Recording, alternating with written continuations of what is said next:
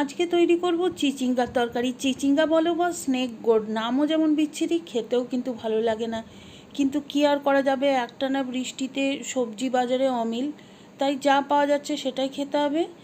আসুন দেখি বানিয়ে নিই কিছু একটা। লম্বা লম্বা করে কেটে নিয়েছি চিচিঙ্গা আর একটা মিডিয়াম সাইজ আলু। আলুটা আগেই লবণ হলুদ দিয়ে ভেজে তুলে রেখেছি। এখন কড়াইতে ওই তেলেই দিয়ে দিয়েছি 2টো শুকনো লঙ্কা, হাফ চামচ কালো সর্ষে।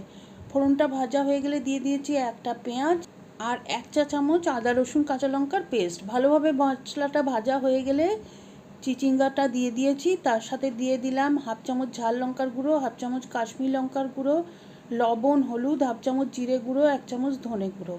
ভালোভাবে ভেজে নিয়েছি মশলার সাথে। তারপরে দিয়ে দিয়েছি একটা টমেটো লম্বা লম্বা করে কেটে দিয়েছি আর 2টো চেরা কাঁচা লঙ্কা।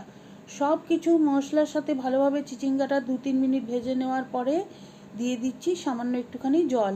ঢাকনা দিয়ে 5 মিনিট রান্না করে নেব। তারপর ঢাকনাটা খুলে আগেই 1 মুঠো চিনেবাদাম একটু ড্রাই রোস্ট করে গুঁড়ো করে রেখেছিলাম, সেটা দিয়ে দিলাম। আর দিয়ে দিচ্ছি আন্দাজ মতো একটু চিনি।